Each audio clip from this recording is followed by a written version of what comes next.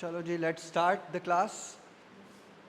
Last time very few people were there, but we were discussing about some case studies. In your syllabus, we will have theoretical questions also, and we will have some case study based questions as well. So last time, before moving on to other case studies, we'll discuss what we were discussing last time. I'll briefly tell you कि क्या discuss किया था हमने. One was Bretton Woods Agreement. Do you know about Bretton Woods Agreement? Yes, मौसम, Bharat, Bretton Woods agreement नहीं पता? जो world bank और आईएमएफ बने थे वो इसी के बाद बने थे. कब बने थे? In 1945.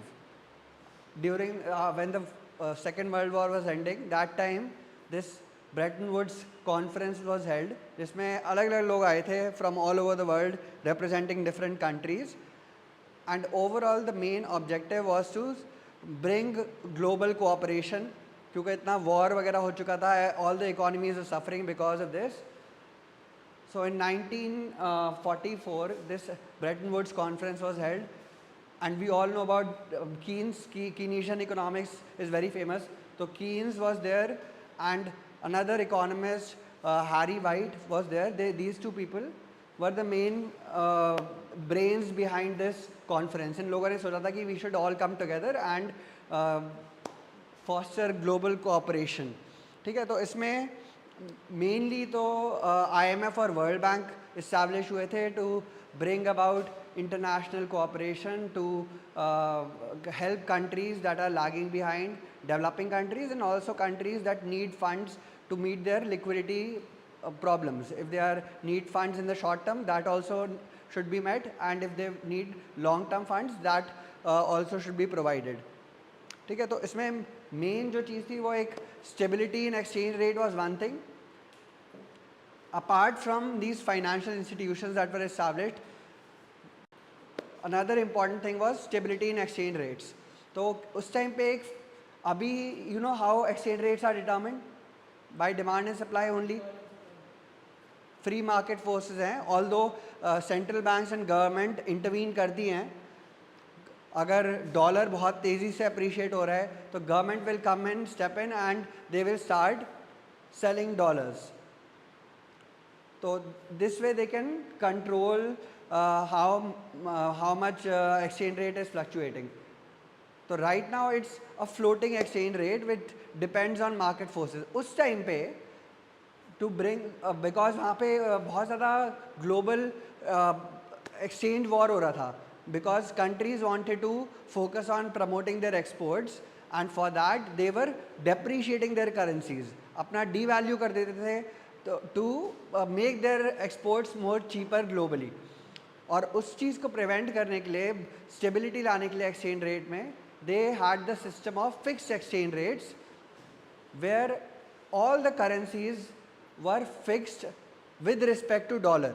Dollar was the main currency. हर एक करेंसी डॉलर के कंपैरिजन में फिक्स्ड रखी गई थी, so that there is more stability in the global financial system.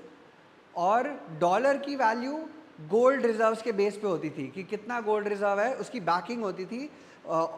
Each and every dollar was backed by supply of gold.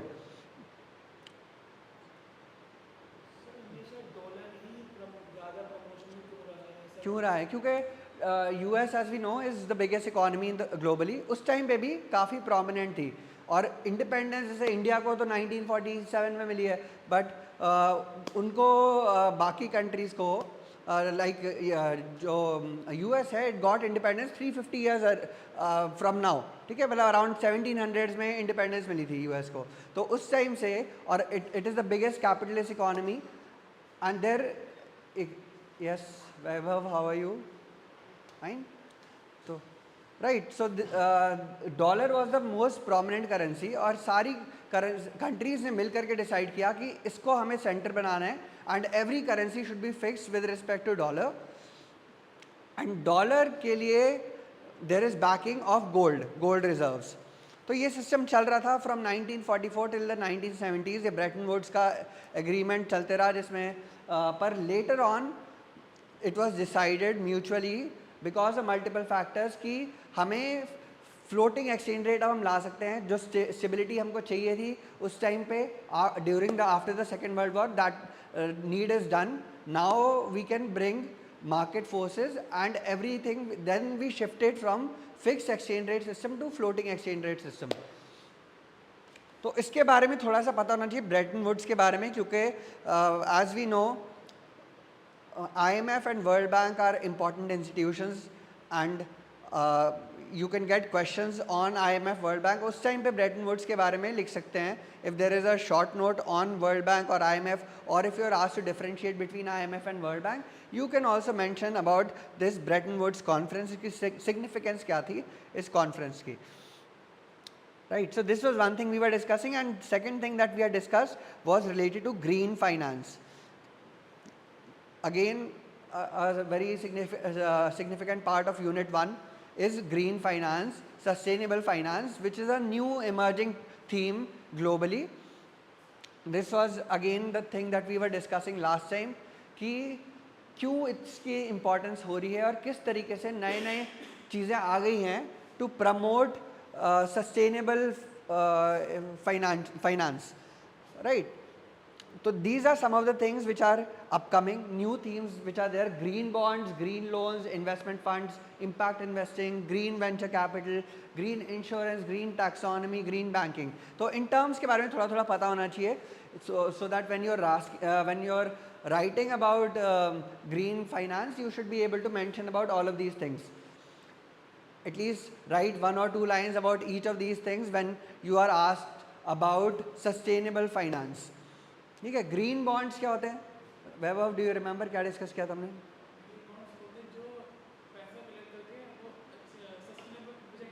Good. तो अगर renewable energy के कोई प्रोजेक्ट्स हैं और या इलेक्ट्रिक व्हीकल्स के हैं, उसमें अगर फंडिंग लग रही है and for that you are raising debt in the form of bonds और debentures, those would be known as green bonds, right. So funding in the form of debt for sustainable projects, renewable energy or solar power or all these things would be example of green bond. Green loan is again a debt financing but given by financial institutions. So bonds जो होते हैं वो as we know are traded on financial markets, while loans are given by financial institutions like banks and NBFCs. Investment funds we know. Impact investing का मतलब पता है?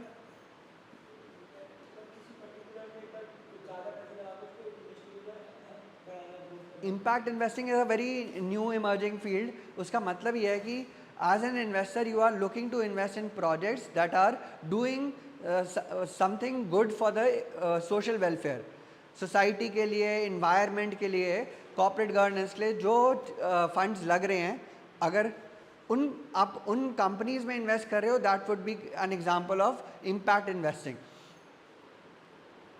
तो कुछ इन्वेस्टर्स हैं जो स्पेसिफिकली ऐसी कंपनीज में इन्वेस्ट करना चाहते हैं which are doing something good for the overall environment, for the society, and not only focusing on their profit motive. जैसे there is a company HCL tech. Do you know founder of HCL tech? Shiv Nadar, है ना. शिव नाडर, उनकी वहाँ पे foundations भी हैं बहुत सारी, उन्होंने स्कूल्स खोल रखे हैं, इंस्टीट्यूशंस खोल रखे हैं. तो right, so he is contributing every day 6 crore rupees, you know, मतलब कि कितना हो गया 6 crores into 365, तो overall in thousands of crores he is contributing every year.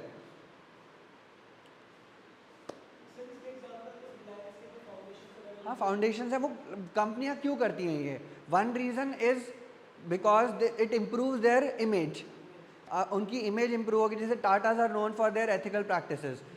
तो अगर सब लोग मानते हैं कि they are doing good for the environment, for society, for overall welfare, then they would like to invest in this kind of company.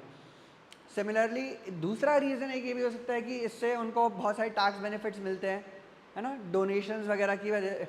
Even if you do your own donations, तो we have a section which is that section, do you know? Section एक तो 80C है, very common, जिसमें 80E is नहीं, that is for education loans. 80G, yes, 80G is for donations. 80C में तो वही सब आता है, PPF आता है, और क्या आता है, ELSS, equity linked saving schemes, life insurance, loans जो ले रखे हैं, लोन का प्रिंसिपल कंपोनेंट 80C में आता है, लोन का इंटरेस्ट कंपोनेंट 24B में आता है.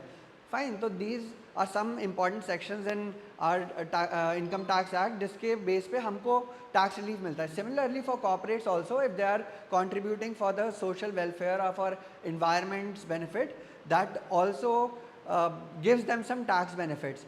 Plus companies are diverting funds, वो तो गलत बात है, but most of the companies are using these foundations to for money laundering and other kind of things.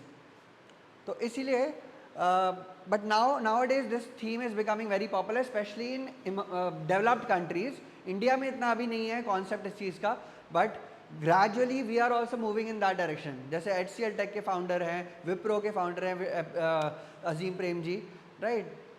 Reliance is also doing this kind of thing. Okay, fine. तो there are multiple examples where companies are doing good for the environment, and major reason is because it is boosting their image in the overall environment, overall investment community also. Green venture capital, जैसे shark tank में कुछ business ideas आते हैं, some of them are doing something good for the environment. कि जैसे कोई किसी ने बनाया था एक menstrual pads को, हाँ उसकी मशीन बनाई थी. फाइन. तो हालांकि वो प्रॉफिटेबल नहीं थी, कुछ भी नहीं था उनका, but still they were funding it. Why? Because they are working towards a social cause and it improves their image also as an investor. If you are investing in such kind of projects, everyone thinks of you very positively. और plus इसका easily ऐसे projects को funding आराम से comparatively easily मिल जाती है. Green insurance, what is green insurance? Again insurance for such kind of renewable projects. जो renewable energy के projects हैं उनके लिए अगर insurance ले रहे हैं तो that would be example of green insurance. Green taxonomy. Taxonomy means कि defining each and every term properly. तो अब बहुत सारे लूप होल्स थे जिसका कॉर्पोरेट्स और ये लोग फ़ायदा उठाते हैं कभी कभार. तो प्रॉपर डिफाइन होंगे अगर सारे टर्म्स कि CSR का एग्जैक्टली क्या मतलब है, इम्पैक्ट इन्वेस्टिंग का क्या मतलब है, ESG में क्या क्या चीज़ें आती हैं. तो all these things if they are properly defined then it becomes the system becomes more transparent. तो ग्रीन टैक्सोनॉमी, तो ऑल कंट्रीज आर डिफाइनिंग कि उनके टर्म्स में CSR में क्या क्या चीज़ें आ रही हैं एग्जैक्टली. फाइन. तो all these things are important. These are important terms that you can write when you are asked about green finance. So I'll show you. This is again there in unit 1. If we see, इसमें growing concern for green trades. So this sustainable finance is now becoming a very integral part of international finance. और इसमें कुछ कुछ countries हैं like France, like China, जिन्होंने काफ़ी green bonds और green finance के ऊपर काम किया है. तो I will be sharing this presentation with you as well. तो there are lot of countries, specially France, specially China, that are focusing on such kind of green projects. ठीक है. Fine. So this was what we were discussing last time. Today we'll take up a few case studies which are again important from your exam point of view. One is the let's take 2008 crisis. 2008 crisis में what was the role played by all these international agencies? What was the role played by governments? How was international finance operating during this time of crisis? So this is again one important topic. We'll also look at COVID crisis, COVID economic crisis, how all the international agencies came together to improve this situation. Whenever there is a crisis, there is need for collaboration by all these international agencies. You have trade groupings like EU and NAFTA and SAFTA and ASEAN and all, SARC. So BRICS, exactly. So all of them come together and try to help improve the situation. Fine. So we should know a little bit about these important events like 2008 crisis, like COVID economic crisis. Plus there are more things also that you can read about. जैसे Silicon Valley Bank crash हुआ था. तो है ना, recently हुआ था, अभी 2-3 साल पहले ही। तो दीज काइंड ऑफ थिंग्स, या जैसे एक बहुत पहले एक एनरॉन का स्कैम हुआ था इंटरनेशनली, तो उसमें भी काफ़ी सारे न्यू चेंजेस आए थे। New international financial stability FSB बना था, फाइनेंशियल स्टेबिलिटी बोर्ड। तो we you need to know about all these things कि एनरॉन में क्या हुआ था, 2008 crisis, COVID economic crisis, Silicon Valley crash. तो all these are important things that you should be aware of.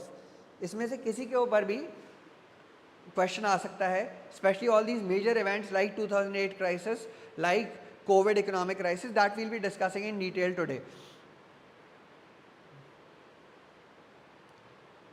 2008 crisis I've already told you होता क्या है exactly, you know कि why it happened. It was because there were loans were being given out to because interest rates were low, everyone was taking loans, and banks were also giving out loans to each and everyone, and that is why it is known as subprime mortgage crisis. Mortgage, we understand, mortgage loans होते हैं जिसमें कुछ गिरवी रखवा करके, collateral रखवा करके you are giving housing loans. Fine. So why is it called subprime mortgage crisis? Because you are giving mortgage loans to subprime borrowers which are below the best. Sub matlab below, prime means best. So below the best borrowers, people who are not having proper repayment capacity, you are even giving loans to these kind of people as well. और इसी वजह से जब सबने loan ले लिया और फिर gradually the housing prices also, when interest rates increased, when everyone was taking loans, interest rates started increasing, and if interest rates increase, your EMIs will start increasing also, and then people found it difficult to repay their loans. When people were not able to repay, then banks used that collateral and went to sell the properties. जब सब लोग cell करने आ रहे हैं, सारे institutions cell करना चाह रहे हैं to recover their funds, and nobody is there to buy, that will the housing prices will start crashing, and that is exactly what happened. Housing bubble crashed when interest rates started increasing and people were unable to repay the loans. Banks, when they went to sell, to liquidate the assets in order to recover their loans, they were not getting the all the capital, and most of the institutions, especially big investment banks, started going bankrupt. You have big investment banks. Which was the first bank to go bankrupt? Lehman Brothers. हाँ, उससे पहले भी हुआ था कुछ. Do you know? Enron तो बहुत पहले हुआ था, वो नहीं. Bear Stearns is the first bank, investment bank जो crash हुआ था. उसको गवर्नमेंट ने सेव कर लिया था उस टाइम पे, पर उसके बाद लेमन ब्रदर्स का क्रैश हुआ था in 2008, which led to the downfall, जिसकी वजह से और इम्पैक्ट आया बाकी इंस्टीट्यूशंस पे, इंश्योरेंस कंपनीज पे, इन्वेस्टमेंट बैंक्स पे, कमर्शियल बैंक्स पे. All sectors were impacted because of this crisis. क्योंकि अगर एक बैंक भी क्रैश होगा, बड़ा bank, that will lead to panic in the system, and if everyone starts panicking, all the depositors will like to withdraw their funds. जो भी उन्होंने deposit किया है बैंक्स में, अगर हर एक कोई विड्रॉ करना चाहेगा, और बैंक्स ने लोन दे रखे होते हैं तो उनके पास एकदम से पैसा आएगा नहीं. Plus when they go to sell their assets, उनको housing prices have collapsed because everyone is selling, nobody is buying. And because of this kind of situation, banks were unable to recover their funds, they were not able to repay the borrowers, and this led to big panic overall in the system.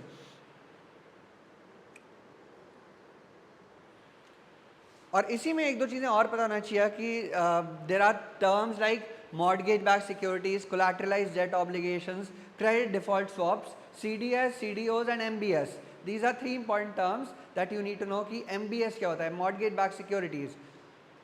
Collateralized debt obligations are also similar. You have credit default swaps also. So can you explain the meaning of MBS, mortgage backed securities? Yes, Vaibhav? Okay. MBS, does anyone know? Mortgage backed securities.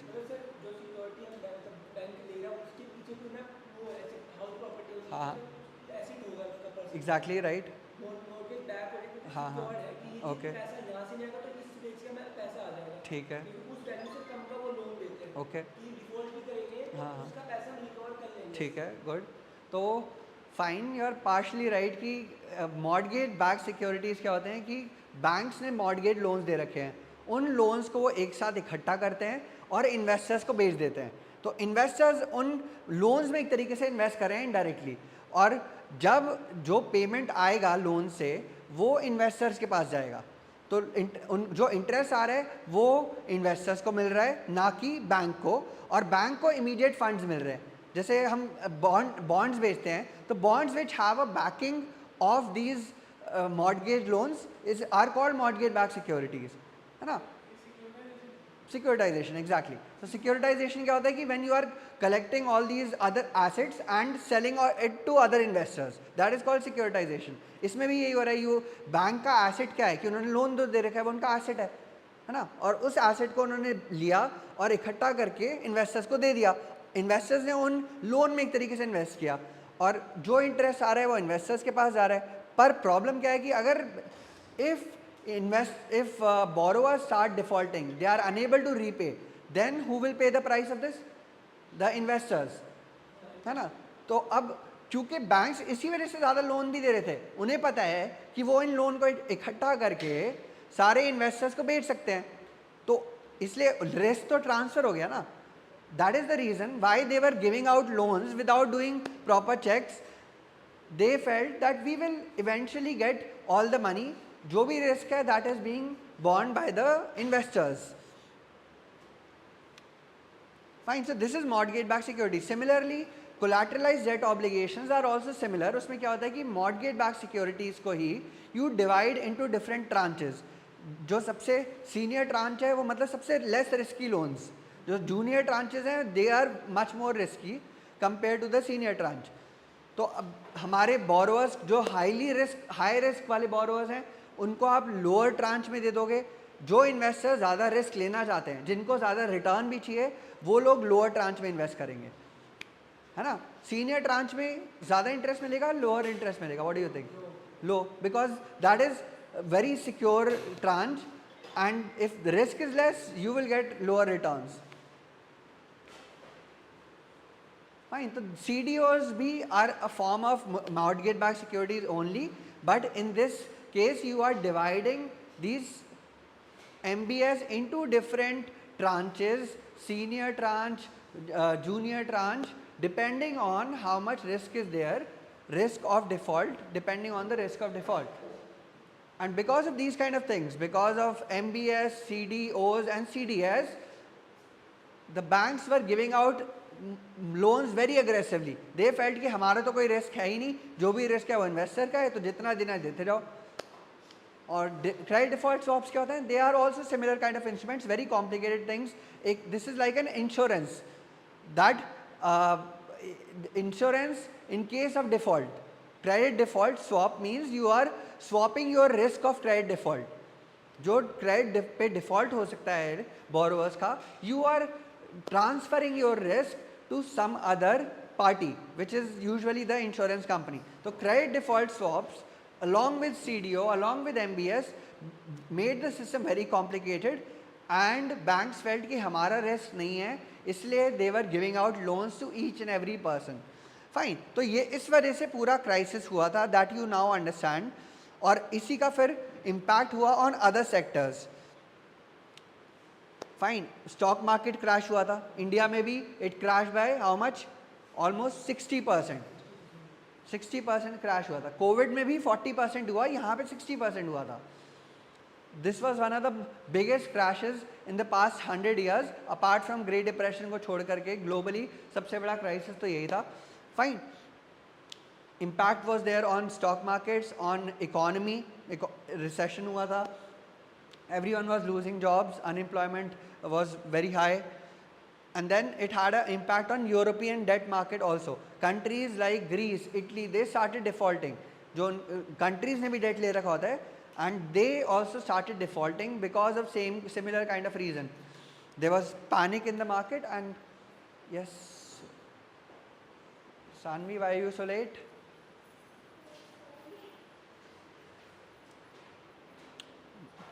सोते रह जाते हैं, आलसी बच्चे हो गए हैं सब।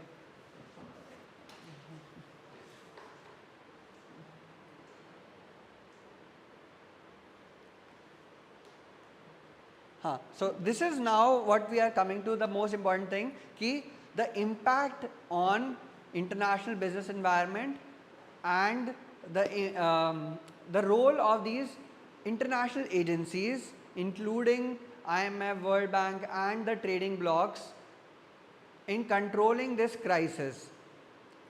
Fine. So we are right now, for people who are coming late, we are discussing some case studies which a similar kind of thing may be asked in your exam. Apart from theoretical question, you may have some case-based studies also, where you may have to explain the role of these international institutions in times of different crises, including the 2008 crisis, including COVID economic crisis, including things like this Silicon Valley bank crash, including things like Enron crisis. So all these different scams and crises that have happened, what was the role of these international agencies in stabilizing the overall global environment?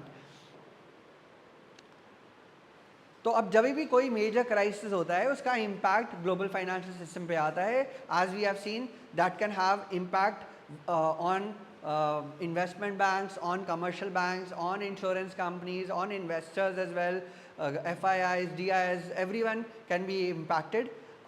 It can have an impact on international governments, like what happened in European debt crisis. Countries started defaulting, like Greece and Italy, they were unable to repay their debts. It had an impact on consumer demand also, right? So what do you think, will it impact the import or export? This kind of crisis, will it have an impact on import and export? क्या impact होगा? Yes, मौसम? Export कम हो जाएंगे. किसके export कम होंगे? जहाँ पे crisis हो रहा है उस जगह का या फिर कहीं और का? कहीं और का, exactly. क्योंकि if US is one of the biggest importers globally and there is less demand in the economy, there is recession, that will obviously have an impact on the demand for imports also. And it will, for countries like India, countries like China, which are importing in large quantities to US, we will also suffer as a result of this. It led to supply chain disruptions also. Inventory production became difficult. Merger acquisition पे भी impact हुआ. International mergers and acquisitions we were discussing earlier. So in times of any major recession or any major crisis, international deals don't happen. Investors are also apprehensive, they are scared to invest in other countries. They, उस time पे जब भी कोई uncertainty होती है, people start withdrawing their capital from other countries. वहाँ से निकाल करके और कहाँ पे डालते हैं? In assets like gold, which is it has a very negative inverse correlation with stock market. Gold, when the stock markets are crashing or debt markets are not doing well, that is the time when people start investing very aggressively in assets like gold. Fine. तो उस time पे जब भी ऐसा कुछ होता है, when 2008 also happened, all investors started withdrawing capital from foreign countries. There was outflow, and that is the reason our market also crashed by almost 60%. Fine. So capital outflow, that is one major impact. Merger acquisitions will not happen. That is another big impact. Plus less consumer demand leading to lower imports by countries like US. And countries also start imposing these trade barriers that we have discussed earlier. There are many kinds of trade barriers that can be imposed by countries, including tariffs, including quotas, limits on imports, the quantity of imports, limit the taxes on custom duties and everything. Fine. So protectionism may happen because the first priority of the government is to protect their domestic economy. कि हमारी country पे US में जो हो रहा है उसका impact नहीं आना चाहिए. Fine. So our government will also start imposing all these custom duties. We'll have quotas and restrictions, and maybe some more permits and licenses that will be required. These are all forms of barriers to trade, and this usually happens in case of any major shock in the financial system. Plus, there was impact on commodity prices as well. Oil prices fell. Similar thing happened in 2000. Yes.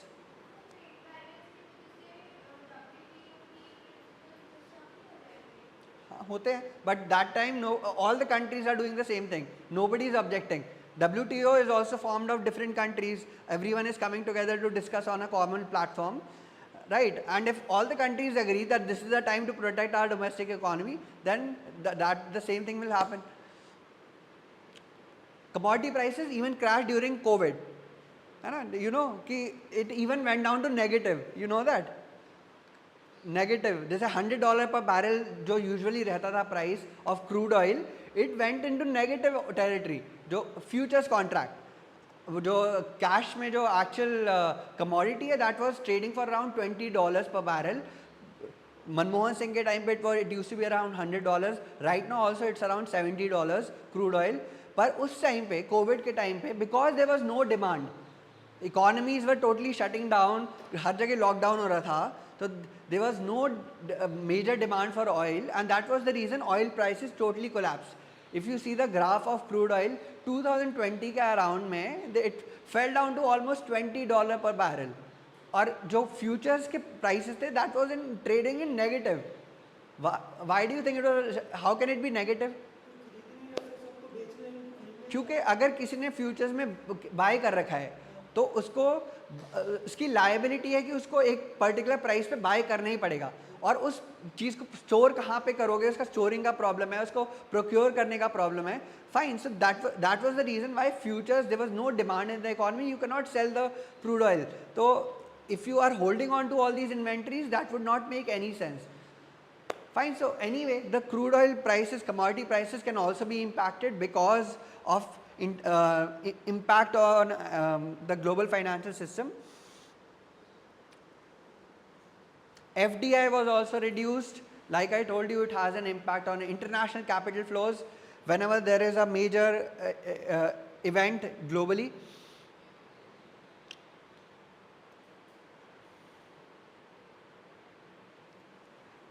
Another major consequence was that governments started interfering much more.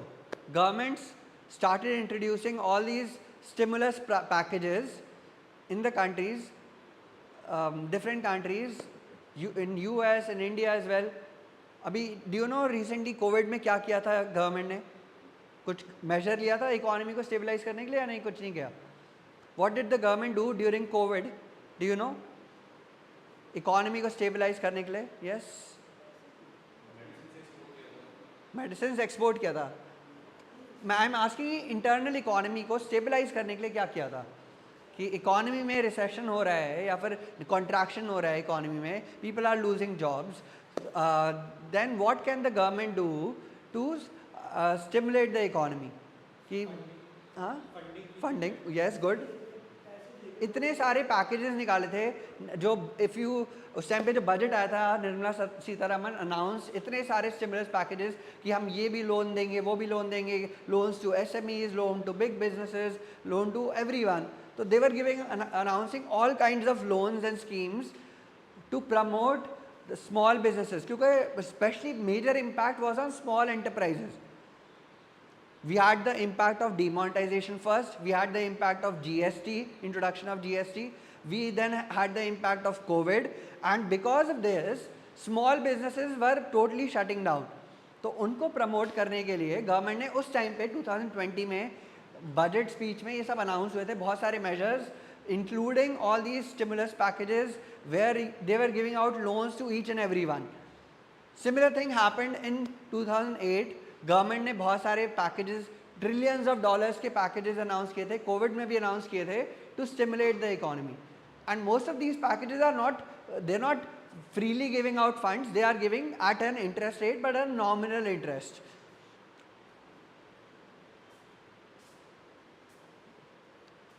And then rules and regulations were made more stringent. जैसे एक dot Frank act आया था कि to prevent banks from lending so aggressively, and plus like I told you, this was also a result of these complicated products financial products like mortgage-backed securities, like collateralized debt obligations, and credit default swaps. Because of these kind of things, all the big banks were thinking that the risk is not ours. Even if people start defaulting, all the costs will be borne by the investors. We are securitizing all our assets and selling to the investors. Therefore, even if people start defaulting, we will not pay the cost of this. The investors will lose as a result, and we are anyway selling off the securities to them. Now coming to international institutions, institutions like IMF, like WTO were at this point of time addressing all these issues. Like if you look at IMF, they again started providing funding facilities, especially to countries like Greece, Italy, which were defaulting on their debt payments. I will be uploading all the slides. You can take the pictures also, no problem, but I will be uploading all the slides. This one also, the other presentation that we will be discussing. Fine, so they announced a lot of packages for countries like Greece, like Italy, especially countries that were facing liquidity problems. Fine.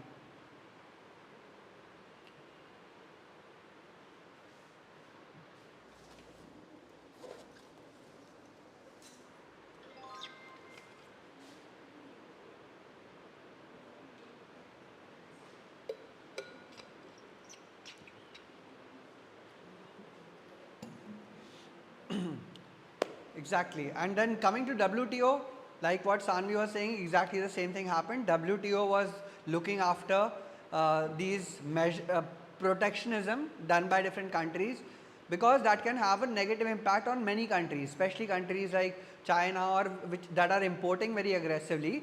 These countries will suffer a lot if all the countries are becoming protectionist. They are imposing barriers to trade like tariffs and quotas and restrictions and everything. Right. So WTO was there. They were making sure that discrimination is not being done between the domestic industries and the international agencies.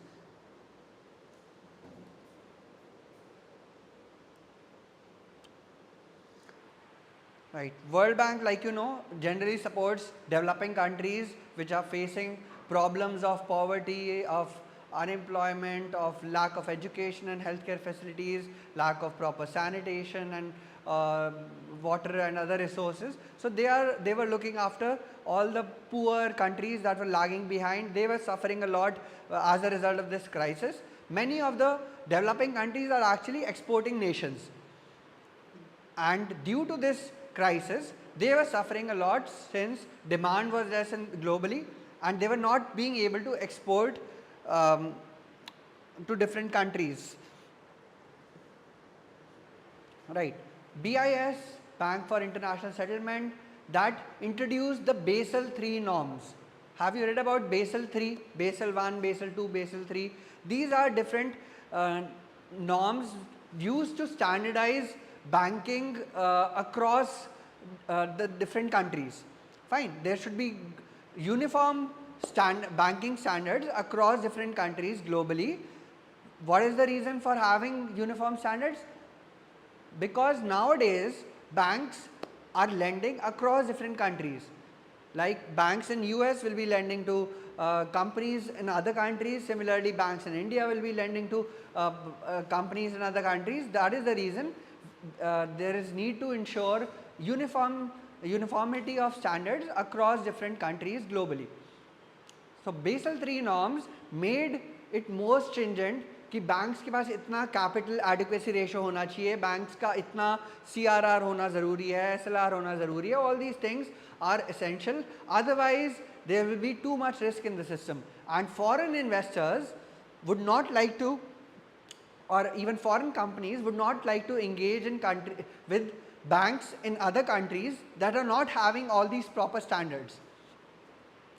Fine. So Basel III norms again were introduced after the 2008 crisis.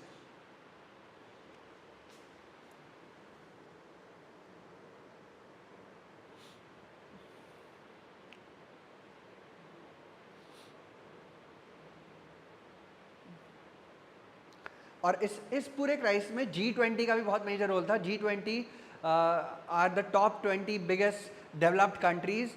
They are contributing maximum to the global economy, and they came together and formulated different strategies for coordinated approach, so as to minimize the impact of this recession.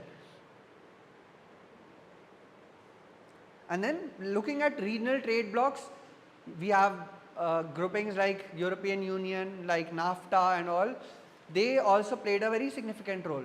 NAFTA, as we know, has 3 major countries: United States, Canada and Mexico. Now it is known as USMCA. NAFTA, North American Free Trade Agreement, is now known as USMCA, United States, Mexico, Canada Agreement. And these 3 countries, again, because they were suffering a lot as a result of this recession, they came together and formulated strategies to stabilize the countries.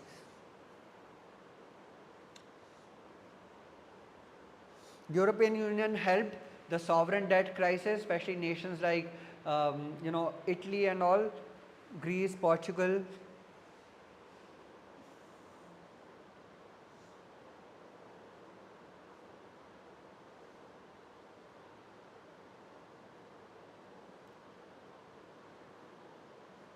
ASEAN was looking after the Asian countries, and this Mercosur was for the South American nations, Brazil, Argentina and all. They were trying to stabilize the commodity prices and also trying to reduce these barriers to trade. Then, as we know, Unit 3 and 4 are about international investments in our course. Unit 1 and 2 are about international trade. Fine. One has international trade theories and distribution issues and all these different factors impacting international business, economic factors, financial factors, geopolitical and all these factors. All this is part of Unit 1. Unit 2 has the trading blocks. Unit 3 is about international investments, and Unit 4 is about international agencies like World Bank and IMF. So we should also be knowing about the international investment, how is it impacted by these different crises. Usually capital flows out of different countries. Investors like to keep everything in cash and not in securities, especially not abroad, and that leads to capital outflows, especially from developing countries.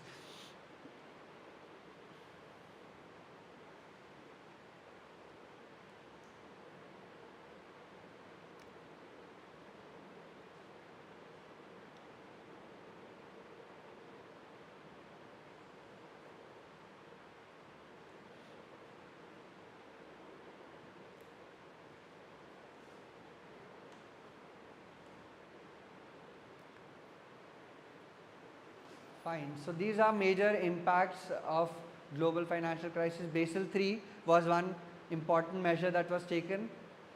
Dodd-Frank Act and European financial reforms, Financial Stability Board, like I was telling you, central bank policy, quantitative easing means expansionary fiscal policy, expansionary monetary policy. These were happening, like negative or zero interest rates.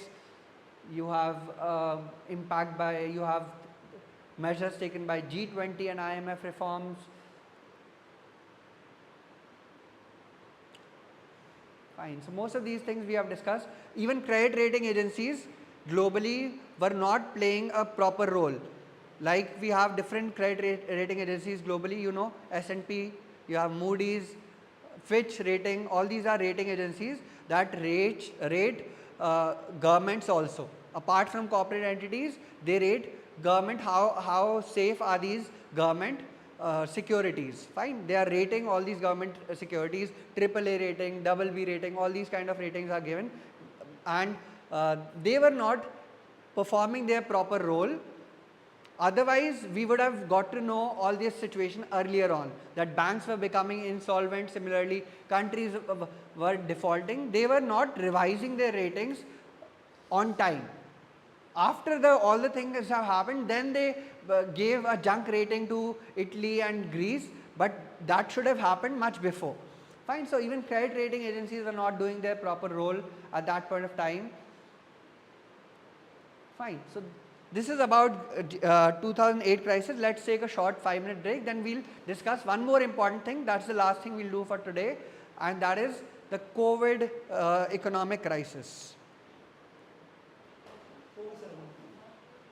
Okay, please sit down. Vaibhav.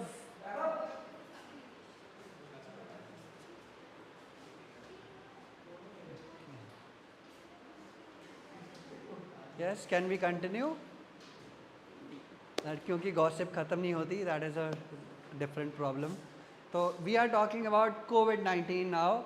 COVID-19 is another major event that happened recently. उसका impact भी काफ़ी major था, and we need to know the role of these international agencies, international institutions, how they helped manage this crisis.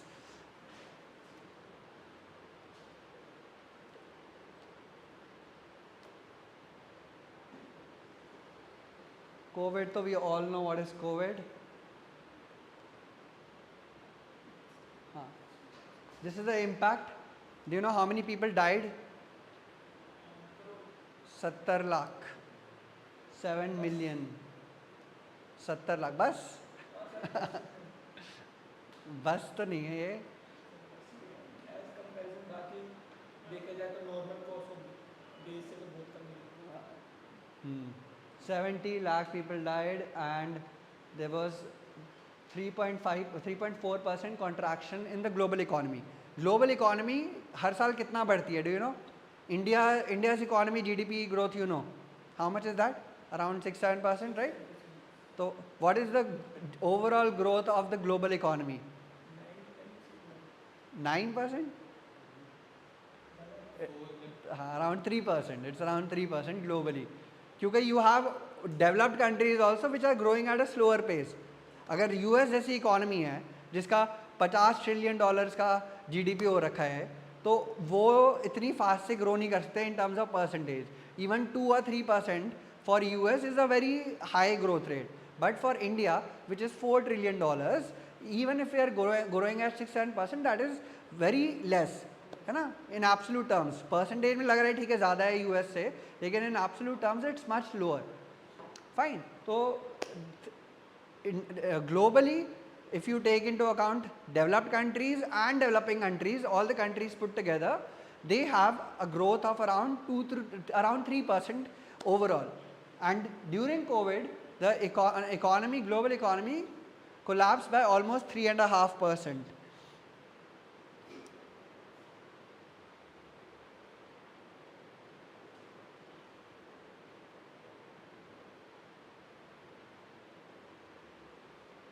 This is according to IMF estimate, and we know the impact will be on obviously international trade, also on commodity demand.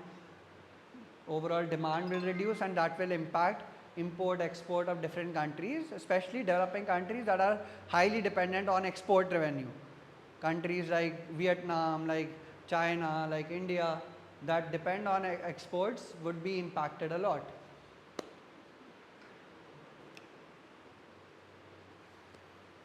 Stimulus package is another major thing, similar to 2008 crisis.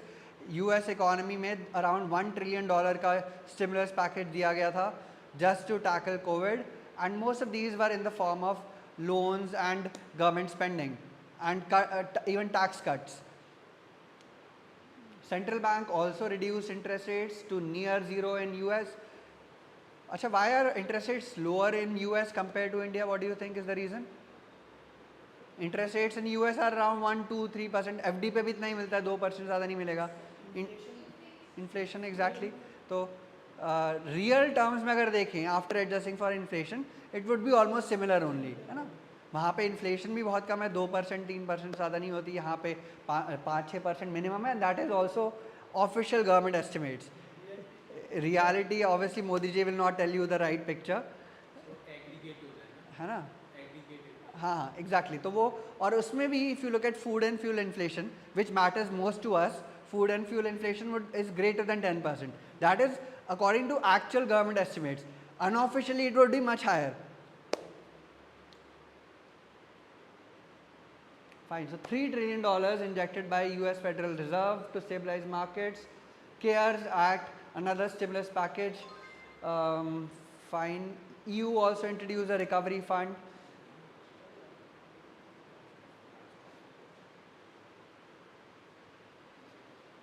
US dollar was again, it's whenever there is uncertainty, global uncertainty, people start investing in assets like gold, and in terms of currency, everyone goes to safe currencies like dollar. Supply chain was again impacted. So there are a lot of similarities from what we were discussing earlier in 2008 crisis also. Lot of similarities are there according in COVID as well. But one main difference was that in COVID we saw a very sharp recovery, a V-shaped recovery. Even stock markets rebounded within 3 months only. एक महीने में 40% crash हुआ और 3 महीने में फिर से all time high बन गया. Fine. So, but in case of 2008, it took around 1.5–2 years for the economy to again come back to normal, and the stock markets to again hit all time high.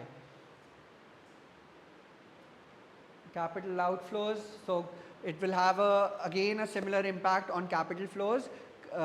Investors will start taking out money, and whenever there is global panic or uncertainty, we would like to keep everything in cash.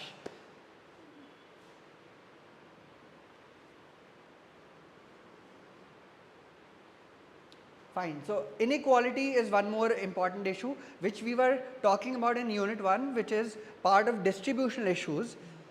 So same thing is there. Whenever there is any crisis that leads to greater inequality, economies that are developed, more advanced, they are faster to recover. They have more resources. Obviously, they can government can give more stimulus, and they will be faster to recover. But other countries will lag behind, and certain sectors within the economy will be impacted much more. Some will not be impacted so much. Like in case of COVID, you had, which were the most highly impacted sectors? किस पे ऊपर सबसे ज़्यादा adverse negative impact आया था? Which sector? हाँ, okay, is it okay? Travel and tourism, hospitality, restaurant, all the hotels and everything, airlines, they were highly impacted, है ना? Similarly, even big, luxury items were also impacted a lot because their elasticity of demand is much greater. जो भी चीज़ें which are highly elastic in nature, their demand is highly elastic, will be impacted much more. Yes, job losses in low wage sectors increased wealth inequality. That is what we were talking about in distributional issues. There can be different kinds of distribution issues within, trade or international business can lead to disparity amongst different countries. Some countries may be positively affected by the international business, some may be negatively impacted. Secondly, it can lead to disparity within the country between different sectors. Some sectors will be which are dependent on exports and imports, may be impacted in times of crisis. Others may not be, will be insulated. Fine, it can have an impact between different income groups within the same country as well. So there can be different distributional challenges, issues arising due to international business and international relations between different countries. Now, what was the role played by international regional trading blocs, by the international agencies, by institutions like World Bank and IMF? That again we'll look at.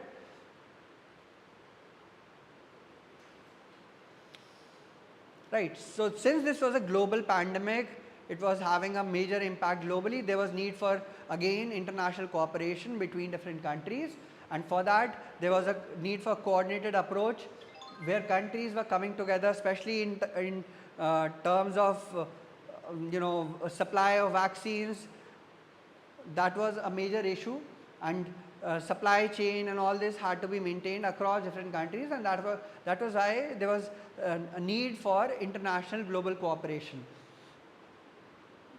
So commodities like food, like medicines, like vaccines, like PPE, all of them were exchanged amongst different countries during the pandemic. So some of these initiatives were taken, like European Union introduced a concept called green lanes. So this means that within the European Union, between different countries, these PPE and vaccines and medicines and food and everything could be transported easily across borders without much checks, without much screening. That was one initiative. Then recovery fund we have discussed by EU. Similarly, a recovery fund by US was also introduced. A stimulus package of $3 trillion was introduced by US. ASEAN also made a comprehensive recovery framework. African Union had a free trade area to encourage again trade in all these things, including supplies, including food and medical supplies, PPE and all these things, and vaccines.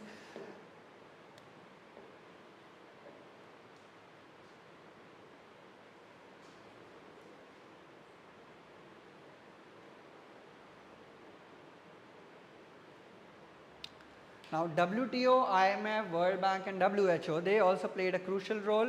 WHO, we know, was responsible for this, they were constantly putting out data all the time, what is happening, what is the next, what precautions must be taken. All the guidelines were being put by WHO. Although their role was coming under scrutiny, they were not acting on time, they were giving out information, they were not giving out information on exactly on time. Then World Bank also provided health support to poor countries that were lagging behind, especially in terms of medical facilities, in terms of medical supplies and PPE and vaccines and everything. IMF provided debt relief and emergency financing to various countries because all the economies were contracting. They were some of them were unable to meet their short-term liabilities, and they required funds from IMF. And WTO, because trade was contracting amongst different countries, it contracted by almost 5% globally. So WTO was trying to ensure that everything comes back to normal, and they even introduced this thing called they were focusing on IPR, intellectual property rights, especially in terms of vaccines and health supplies. Like vaccines, the IPR be transferred from one country to the other, so that other countries are also able to manufacture the similar kind of vaccines. And some of the major impacts globally after the pandemic were all of these, including digitalization, including this central bank digital currencies. Like in India also, we are having the concept of digital rupee, which is now being promoted by RBI, and gradually it will become much more important and mainstream over the next 5 years. Fine. ESG, environment, social and governance investing. Like we were talking about impact investing, similarly ESG is becoming really prominent these days, and because of these kind of major crises that have happened, health emergencies and everything, people are realizing the need for looking after all these major issues like climate change, like these maintaining overall environment friendly policies. They are becoming much more important. The concept of green trade, green finance that we were discussing earlier on, that is becoming much more relevant these days. And monetary policies, again, aggressive monetary policies were introduced, and generally they are done during any crisis. Supply chain and trade finance. Okay.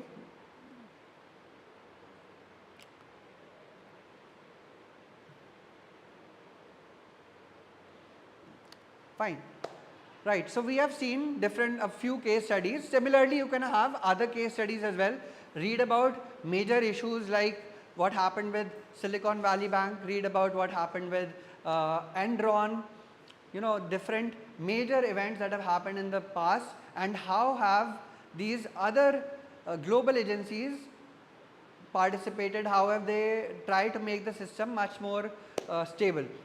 Fine, the role of these international trade groupings, regional trade blocs, and also the global organizations like IMF, World Bank, BRICS Development Bank, all these, what are the role that these agencies are playing. Right, so you should read about Bretton Woods conference, which we were discussing earlier today, how World Bank was formed, how IMF was formed. World Bank, Bretton Woods conference is one important thing. Read about green finance. Countries like France and China are doing much, taking very aggressive steps, especially with respect to green finance. So you should be knowing about green finance, about all these major events that have happened in the past, and the role played by international agencies and regional trade blocs in maintaining global financial stability. Fine, so that's it. I'll be sharing, yes, you can close this thing. I'll be sharing the important points on the group. Are you all there on the group?